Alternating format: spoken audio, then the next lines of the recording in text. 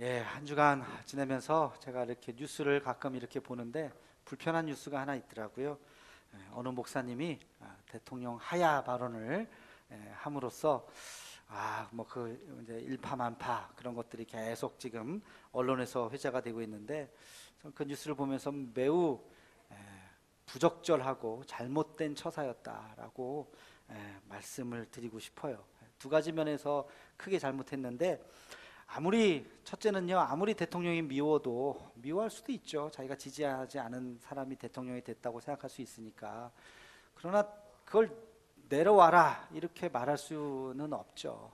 그분을 지지하는 사람들도 있고, 그렇게 감정적으로 그렇게 공적인 자리에서 그렇게 말하는 것은 잘못된 것이다. 그리고 두 번째는 목사가 그렇게 정치에 직접적으로 관여해서는 안 된다고 생각해요.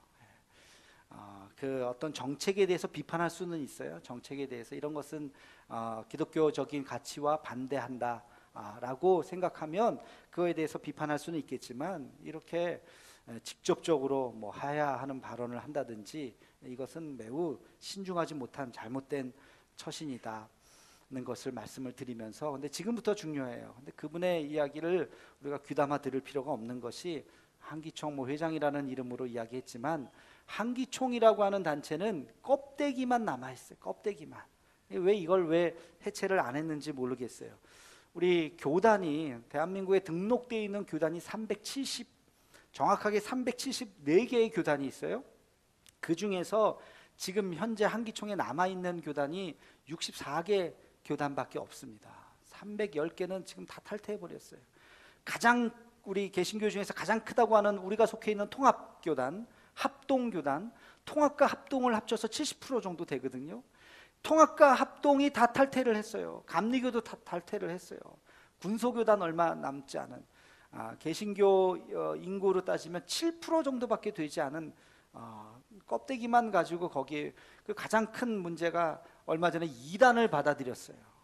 그래서 엄청난 비난을 받고 있는 그런 단체 회장이 그런 이야기를 했다고 하는 게 사실은 아무 의미도 없는 이야기인데, 이게 언론에까지 회자가 되고, 이게 전도의 문을 얼마나 막고 있는지, 혹여나 여러분들이 사람들하고 대화하는 중에 그런 얘기가 나오면 정확하게 이 사실을 얘기해 줘야 돼요. 이건 개신교를 대표하는 단체가 아니다 하는 것을, 예전에는 물론 한국기독교총연합회가 개신교를 대표했었죠. 그러나 최근 몇 년 사이에 너무나도 잘못된 방향으로 가서 다 탈퇴를 했거든요. 그래서 그러니까 전혀 그거에 대해서는 여러분들이 신경을 쓰지 말고 바르게 이야기를 해 주셔야 된다는 것을 말씀드리면서, 지금도 나라 민족을 위해서 애쓰고 어려운 일이 있을 때 제일 먼저 발벗고 나서는 게 우리 교회 아닙니까? 교회가 그 어려운 일들을 위해서, 우리가 이웃을 섬기는 주님의 마음으로 제일 먼저, 그리고 교회 개혁을 위해서 얼마나 많은 교회들이 애쓰고 있다는 사실을 여러분들도 기억하고, 우리 한국 교회를 위해서, 진정한 개혁을 위해서 계속해서 기도해 주시기를 간절히 소망합니다. 자, 우리 시대의 잠언, 오늘 두 번째의 이야기를 하려고 그래요. 바로 삶의 기준, 원칙과 기준을 가지라는 것입니다. 여러분, 우리 시대의 잠언 앞으로 계속하게 될 텐데, 제목은 여러분이 좀 기억했으면 좋겠어요. 지난주에 뭐였나요? 지난주에 제목이 뭐였습니까? 문제의 본질을 보라. 어떤 일이 있을 때 문제의 본질을 보라는 거예요. 오늘은 삶의 원칙과 기준을 가지라는 것입니다. 여러분이 지금 잘 살고 있나요? 잘 살지 못하고 있나요? 스스로 대답해 보세요. 내가 지금 잘 살고 있는지, 잘 못 살고 있는지 어떻게 알아요? 기준이 있어야 알죠. 그렇죠? 이 기준에 맞춰서, 그 기준에 잘 가까이 가면 잘 살고 있는 거예요. 근데 그 기준에 미치지 못하면 자기가 잘 못 살고 있는 것이죠. 이 기준이 없으면 내가 지금 잘 살고 있는지 잘 못 살고 있는지 그것도 알 바가 없는 거예요. 그렇기 때문에 삶의 기준이라고 하는 것은 매우 중요한 것입니다. 그러면 우리가 어떤 기준을 가지고 살아야 할까? 세상 사람들처럼 나이 30에는 뭘 해야 되고, 나이 40에는 뭘 해야 되고, 50에는 뭘 해야 되고, 60에는 뭘 해야 되고, 그게 잘 사는 것이다. 세상 사람들이 말하는 그 기준에 맞춰서 사는 게 진짜 잘 사는 걸까요? 그렇지 않겠죠. 그건 세상의 기준일 뿐이고, 우리는 어떤 기준에 맞춰야 될까요? 하나님의 기준. 하나님의 기준에 맞추어서 살아가야 할 줄로 믿습니다. 그게 삶의 원칙이 되어야 합니다. 하나님의 기준에 맞춰서 내가 지금 살아가고 있느냐, 아니면 거기 미치지 못하느냐, 우리가 끊임없이 그것을 질문해야 하는 것입니다. 자, 그러면 성경에서 우리의 삶에 어떤 기준에 맞춰서 살라고 이야기할까? 오늘 잠언에 보니까 그 말씀이 나와 있습니다. 우리 함께 같이 잠언 3장 3절 말씀을 함께 같이 읽도록 하겠습니다. 시작. 인자와 진리가 내게서 떠나지 말게 하고 그것을 내 목에 매며 내 마음판에 새기라. 아멘. 이 말씀을 내 목에 메고 내 마음판에 새기라. 목에 메고 절대 떨어지지 않도록 하고, 목에 내면 걸어다닐 때마다 철렁철렁 하니까 항상 의식하게 되잖아요. 그렇죠? 항상 기억하게 돼요. 이것을 또 마음판에 새기라는 거예요. 무엇을 하든지 그것을 기억하라는 거예요. 이 말씀이 얼마나 중요하길래, 여러분, 이 말씀이 정말로 중요합니다. 그래서 이 말씀 우리의 삶의 원칙으로 삼아야 돼요. 우리의 삶의 기준으로, 우리의 삶의 첫 생각으로 삼아야 하는 것입니다. 그게 뭘까요? 무엇을 그렇게 하라는 겁니까? 인자와 진리. 인자와 진리가 내게서 떠나지 말게 하라. 이게 우리의 삶의 근원적인 삶의 원칙인 것입니다. 인자와 진리. 여러분, 이것을 오늘 기억하셔야 돼요. 인자와 진리. 따라해 볼까요? 인자와 진리. 제가 사실은 이 얘기 여러 번 했어요. 인자와 진리. 우리 한글말로는 조금 너무나도 평범하게 번역이 되어 있지만, 이것을 우리가 히브리 원어로 봤을 때 성경에서 가장 중요한 단어를 이 두 단어라고 이야기해도 과언이 아니에요. 틀리지 않아요. 제가 히브리어로 이 두 단어를 여러 번 이야기했습니다. 자, 그러면 인자라고 하는 단어의 히브리어가 뭘까요? 헤세드입니다. 그렇죠? 기억나시는 분들도 있을 거예요. 헤세드. 따라해 봅시다. 헤세드. 인자라고 하는 말은 헤세드예요.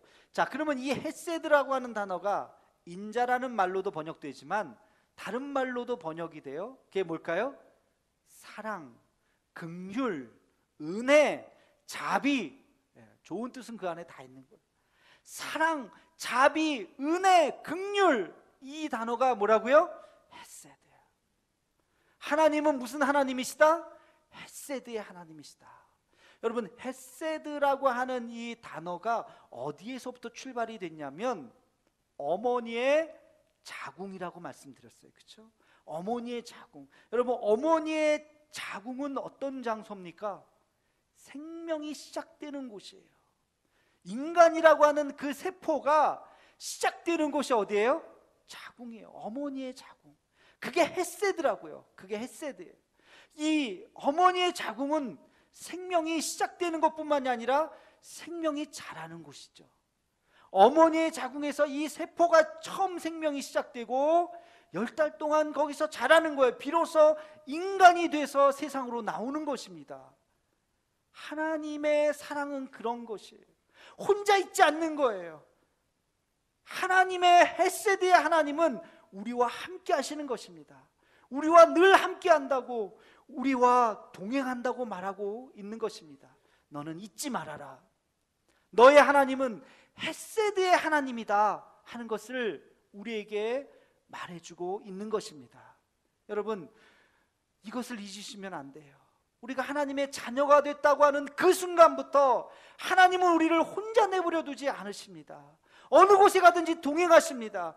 하나님의 그 생명이, 하나님의 그 능력이, 하나님의 동행하심이 우리와 함께 하시는 줄로 믿습니다. 그럴 때 우리가 어떻게 할 수 있습니까? 우리는 당당할 수 있어요. 왜? 혼자가 아니기 때문에. 전능하신 하나님이 나와 함께 하시기 때문에 우리는 어디를 가든지 강하고 담대할 수 있는 줄로 믿습니다. 그게 우리의 삶의 원칙이에요. 여러분, 두려워하시지 마시기 바랍니다. 그 바닷가재가 싸움에서 이겨서 의기양양하고 몸집이 더 커지게 보이고 어떤 싸움에서든지 이기려고 하는 것처럼 하나님이 우리와 함께 하신다고 하는 이 믿음 때문에 우리는 어떤 고난도, 어떤 역경도, 지금 여러분이 경험하고 있는 그 힘든 시간도 승리할 수 있는 줄로 믿습니다. 이국찬 선교사님하고 지금 프라우 교회의 그레이스 홈이라고 하는 기숙사 무너져서 이제 그걸 지금 건축하고 있잖아요. 그래서 이제 계속 사진도 제가 또 받고 그러면서 연락을 하게 되는데, 이제 한 번은 옛날 얘기가 이렇게 나왔어요. 옛날에 처음, 우리 몇 년 전이죠, 한 3년 전인가요? 처음 그 그레이스 홈에 처음 갔을 때 한 80여 명의 고아 아이들이 이렇게 있을 때 그들의 눈빛에서 뭘 발견했는지 아세요? 두려움, 눈치, 의기소침. 그 아이들이 부모가 버린 아이들이잖아요. 버림받은 아이들이잖아요. 그러니까 얼마나 눈치를 보던지, 얼마나 그 아이들이 의기소침해져 있던지 불쌍하기 짝이 없어요. 그 밥 같지도 않은 밥을 그냥 받아서 그냥 기계적으로 그냥 죽지 않아야 되니까 그냥 먹는 그 모습을, 아이고 이걸 먹네, 이걸 밥이라고 먹네, 후원자도 없고. 그러니까 그 아이들을 그냥 연명하면서 먹는 그 모습을 보면서 참 마음이 참 안타까웠어요. 근데 최근에도 제가 2월 달에 우리 단기팀하고 갔다 왔지만 또 선교사님께 사진 보내주시고 그 모습을 보면서 아이들이 얼마나 밝아졌는지 몰라요. 얼마나 아이들이 정말 표정이 달라지고 얼마나 잘 웃고 얼마나 밝아졌는지 정말 피부로 느낄 수가 있어요. 선교사님도 그런 이야기를 하더라고. 아이들이 너무나도 달라졌다. 왜 그럴까요? 왜 그 아이들이 그렇게 달라졌을까요? 혼자가 아니라는 생각을 하게 된 거예요. 이제는 자기들이 버림받지 않는다, 사랑받고 있다. 반찬이 달라져요, 밥이 달라져요. 그게 중요한 게 아니에요. 자기들이 사랑받고 있다고 하는 것 때문에 그들이 자신감이 있는 거예요. 세상 살아가면서 당당할 수 있는 거예요.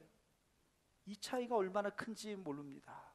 하나님이 우리를 사랑하시는데 헷세대에 하나님이 우리와 함께 하신다고 하는 하나님의 돌보심, 하나님의 지켜주심, 이것이 있을 때 우리는 세상과 싸워서 이길 수 있는 능력이 있는 줄로 믿습니다. 당당하셔야 돼요. 여러분, 잘할 수 있을까? 내가 잘할 수 있을까? 그럼요, 잘할 수 있습니다. 내가 그걸 해낼 수 있을까? 그럼요, 해낼 수 있습니다. 실패하면 어떻게 해요? 괜찮아요.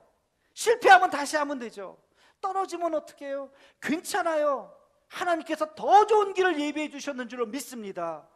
그게 우리 믿음의 사람의 걸어가야 하는 길인 것입니다. 그 헷세대의 하나님, 나와 함께 하시고 나와 동행하시고 나를 지키시고 천국 가는 그날까지 나와 함께 하시는 그 하나님을 믿고 이것이 우리의 삶의 기준이요 원칙이 되기를 주의 이름으로 축원합니다. 두 번째, 그 다음 뭐라 그랬어요? 진리, 그렇죠? 인자와 진리를 내게서 떠나게 하지 말아라. 진리라는 단어가 나오죠. 자, 그러면 이 진리라고 하는 단어의 히브리어도 한 번 더 기억해 보겠습니다. 제가 뭐라고 말씀드렸나요? 이 진리는 바로 에메트, 그렇죠? 에메트. 대답하시는 분이 계셨어요. 네, 감사해요. 에메트, 따라해 봅시다. 헷세드와 에메트, 이게 뭐라고요? 인자와 진리. 네, 인자와 진리인데 이 단어는 구약에만 나오는 것이 아니라 신약에도 많이 나와요. 신약에. 여러분, 요한복음 1장 14절, 요한복음 1장 14절 아주 중요한 구절입니다. 우리 함께 같이 요한복음 1장 14절 말씀을 읽어보겠습니다. 시작. 말씀이 육신이 되어 우리 가운데 거하심에 우리가 그의 영광을 보니 아버지의 독생자의 영광이요 은혜와 진리가 충만하더라. 아멘. 말씀이 누구예요? 예수님, 로고스. 그 말씀이 육신이 되어서 몸을 입으셨다는 거예요. 그게 누구예요? 예수님. 우리 가운데 거하셨는데 그에게는 영광이 가득하다는 거예요. 그리고 그 영광은 아버지의 영광이요 독생자의 영광이요, 그리고 그 안에는 은혜와 진리가 충만하게 있다는 것. 그 은혜가 이게 헤세드라고요. 진리가 이게 에메트라고요. 예수님 안에는 헤세드와 에메트가 가득한 거예요. 그게 이 단어인 것입니다. 여러분, 이 에메트는 진리라고 그랬어요. 진리는 어떤 것입니까? 변하지 않는 거죠. 변하지 않는 게 진리죠. 그래서 이 에메트라고 하는 다른 뜻은, 다른 번역은 변함없음, 한결같음, 진실함이라는 뜻이에요. 그리고 정직함, 성실함, 이런 의미를 다 포함하고 있는 것이 바로 에메트입니다. 여러분, 이 에메트라고 하는 단어가 아주 독특하다 그랬어요. 히브리어 알파벳이 22개가 있는데 그 첫 번째 A에 해당되는 알렙이라고 하는 단어가 있고, 13번째 단어 mem이라고 하는 단어가 있고, 맨 마지막에 우리 알파벳의 Z에 해당되는 단어 타부가 있어요. 그 알렙과 mem과 타부, 마지막 단어, 요 세 개의 단어를 합친 게 바로 에메트예요. 이게 무슨 뜻일까요? 변함없다는 거예요. 한결같다는 거예요. 누가 그렇다는 거예요? 하나님이. 하나님은 한결같으신 분, 하나님은 변함없으신 하나님이신 줄로 믿습니다. 그리고 우리에게 말씀하십니다. 너희도 에메트와 같아야 한다. 너희도 한결같아야 된다. 너희도 변함없어야 된다. 그렇게 우리에게 이야기하고 있습니다. 하나님이 제일 싫어하는 죄가 하나 있죠. 그게 뭘까요? 교만함. 그렇죠? 교만함을 제일 싫어하시는 죄라고 성경에서 여러 번 나오죠. 교만한다는 게 뭐예요? 마음이 변했다는 거예요. 높아졌다는 거예요. 예전에는 안 그랬는데 높아졌다는 거예요. 그게 교만함이에요. 변했다는 것이죠. 우리의 겉사람은 변하겠죠. 나이 들면 흰머리도 나고 얼굴도 쭈글쭈글해지고, 그렇죠? 그러나 우리의 속사람은 날로 날로 새로워져야 할 줄로 믿습니다. 우리의 속사람은 변하지 않고 주님을 향한 우리의 마음은 한결같아야 할 줄로 믿습니다. 우리의 환경이 어떠하든지, 먹을 것이 있든지 없든지, 잘 나가든지 못 나가든지, 환경과 관계없이 하나님, 주님을 향한 우리의 사랑은 동일해야 할 줄로 믿습니다. 그게 에메트라고요. 하나님은 에메트의 하나님이십니다. 그리고 너희도 에메트와 같은 삶을 살라고 이야기합니다. 누가 보든지 보지 않든지 우리는 정직하고 성실하게 우리에게 주어진 일을 잘 감당해 놔야 하는 것, 이것이 우리의 삶의 두 번째, 여러분이 기억해야 하는 원칙인 것입니다.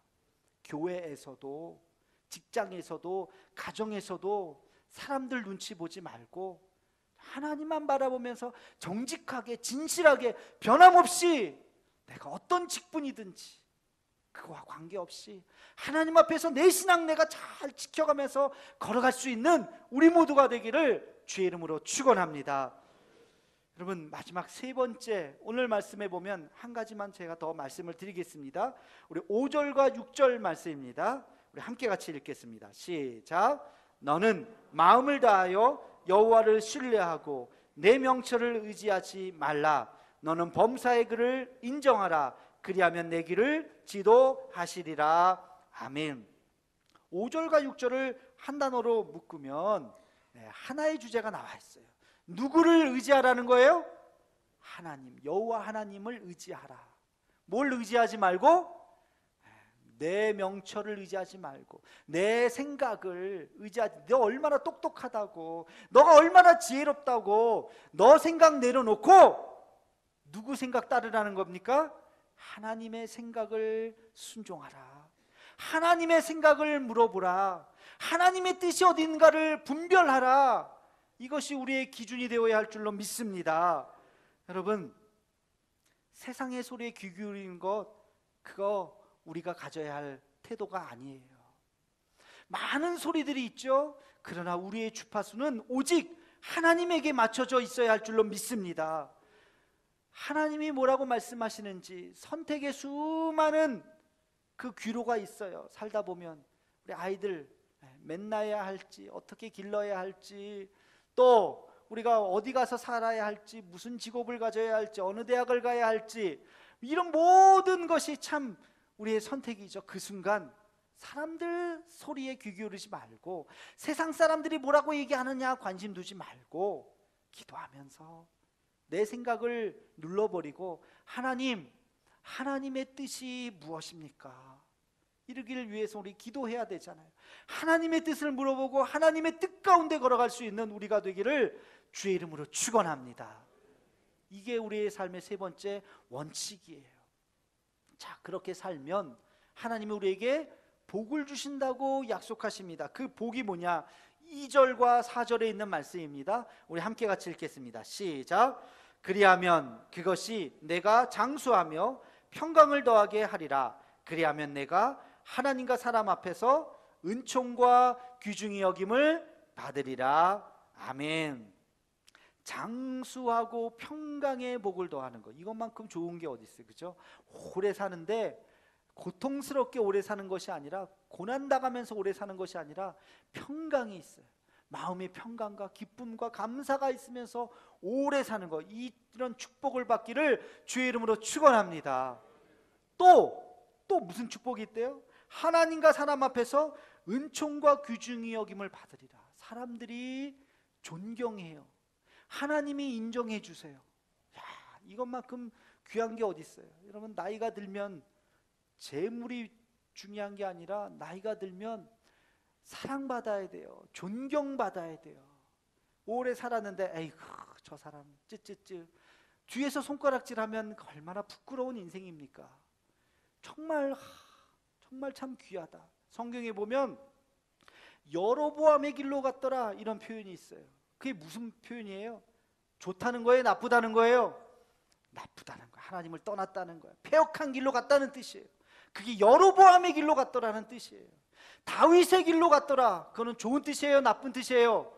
좋은 뜻이에요. 하나님을 온전히 순종하며 따라갔다는 뜻이에요. 여러분, 여러분의 이름 어떻게 쓰임받기를 원합니까? 그 이름으로 갔더라, 좋은 뜻이 되어야 되잖아요. 근데 아주 안 좋은 이름이 되어버렸으면 부끄러운 거죠. 세 가지 원칙을 여러분 기억하시기 바랍니다. 이렇게 살 때 하나님께서 우리에게 이러한 축복을 내려주시겠다고 말씀하십니다. 헷세드의 하나님, 헷세드의 하나님, 우리를 사랑하시는 하나님, 우리와 함께 하시는 하나님, 동행하시는 하나님, 우리에게 능력을 주시는 하나님을 끝까지 믿고 의지하고 당당하고 담대하게 살아가는 우리가 되기를 주의 이름으로 축원합니다. 그러니까 우리는 주눅들지 않습니다. 이게 첫 번째 우리의 원칙이에요. 두 번째, 에메트의 하나님, 진실하고 성실하고 정직하게 우리에게 주어진 그 길, 그것이 무엇이든지 간에 오늘 하루 최선을 다해서 살아갈 수 있는 우리가 되기를 간절히 소망합니다. 그리고 마지막으로 내 생각을 내려놓고 내 생각과 인간의 잔꾀가 아니라 하나님의 뜻이 어디 있는가를 분별하고, 그것이 혹시 손해보는 거라고 생각된다 할지라도 하나님이 원하신다면 그 길로 걸어갈 수 있는 우리가 되기를 주의 이름으로 축원합니다. 이런 삶의 기준과 원칙을 가지고 우리 남은 인생 승리하는 우리 모두가 되기를 간절히 축원합니다. 기도하겠습니다. 사랑의 하나님, 세상 살아가는 동안 우리가 삶의 원칙을 잊지 않게 하여 주옵소서. 헷세드의 하나님을 기억하사 우리를 사랑하시고 지켜주시는 하나님을 잊지 않게 하옵시며, 에메트의 하나님을 기억하사 늘 진실하고 성실하게 살아가는 우리가 되게 하여 주옵소서. 어떤 일을 당해도 하나님의 뜻이 어디 있는가 분별하게 하여 주옵시고, 내 욕심과 내 생각을 내려놓고 하나님의 길로 걸어가는 우리 모두가 되게 하여 주옵소서. 예수님의 이름으로 기도하옵나이다. 아멘. 생명을 살리는 방송 CBS TV